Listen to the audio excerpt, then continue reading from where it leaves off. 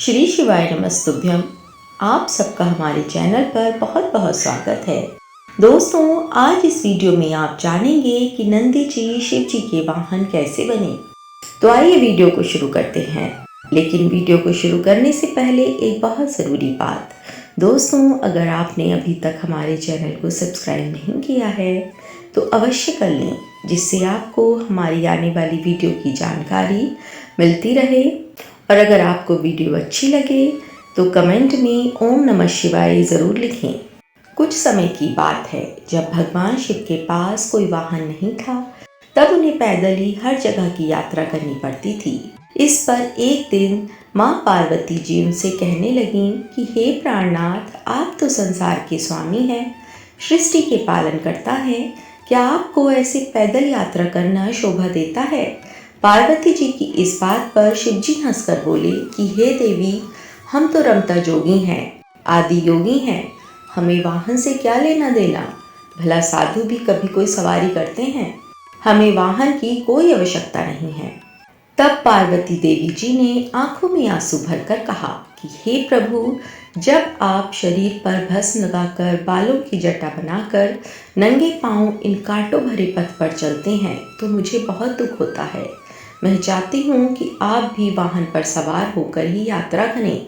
भोलेनाथ ने माता पार्वती जी को बार बार समझाया, परंतु माता जिद पर अड़ी नहीं। बिना किसी सुविधा के जंगल में रहना पार्वती जी को स्वीकार था, परंतु वह शिव जी को इस प्रकार नहीं देख सकती थी।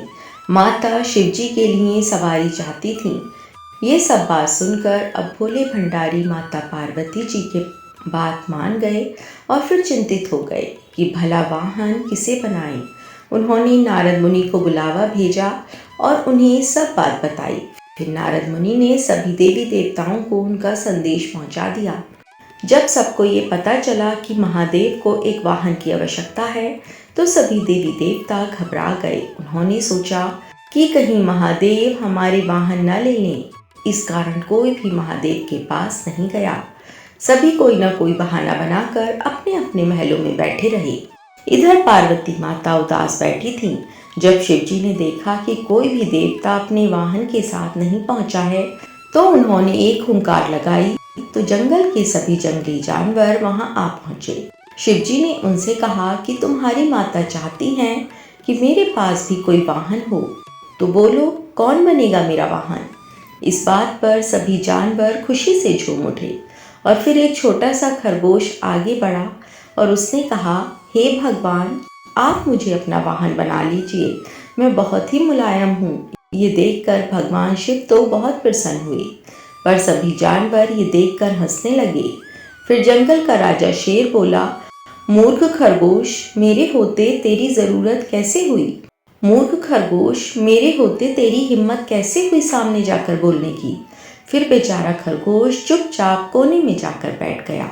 फिर शेर भगवान शिव के समक्ष हाथ जोड़कर बोला, हे प्रभु, मैं तो जंगल का राजा हूँ, शक्ति में मेरा कोई सामना नहीं कर सकता, मुझे अपनी सवारी बना लें।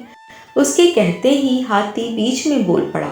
हाथी बोला, मेरे अलावा कोई भी इस काम के लिए ठीक नहीं है।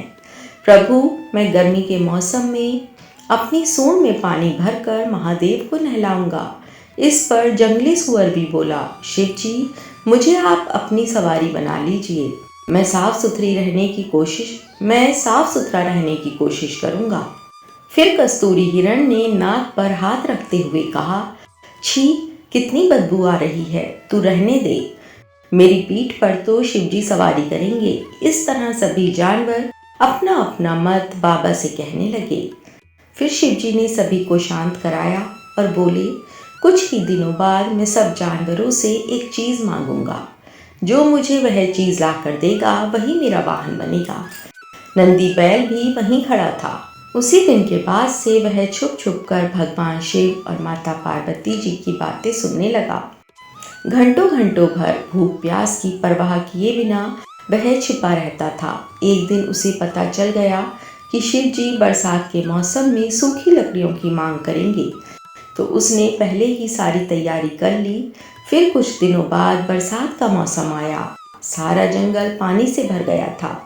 ऐसे में शिव जी ने सूखी लकड़ियों की मांग की। तो सभी जानवर एक दूसरे का मुंह ताकने लगे। तभी नंदी बैल वहां से गया और बहुत सी लकड़ियों के गट्ठर अपने साथ ले आया। ये देखकर भगवान शिव बहुत ही खुश हुए। वह मन ही मन जानते थे कि नंदी ने उनकी बातें सुनी हैं। फिर भी उन्होंने नंदी बैल की भक्ति और समर्पण को देखकर नंदी को अपना वाहन चुन लिया। इस प्रकार नंदी बाबा भगवान शिव की सवारी बने और फिर सारे जानवर उनकी और माँ पार्वती जी की जय जयकार करते हुए जंगल में वापस लौट गए। तो दोस्तों, इसी के साथ बोलिए हर हर महादेव। दोस्तों, अगर आपको भोले बाबा से जुड़ी कहानी अच्छी लगी हो तो हमारे चैनल को सब्सक्राइब करें, वीडियो को लाइक करें। साथ ही अगर आपको हमारा सनातन धर्म का प्रचार अच्छा लगा हो तो आप हमारे चैनल की मेंबरशिप भी ले सकते हैं और शिव कृपा को प्राप्त कर सकते हैं। हर हर महादेव।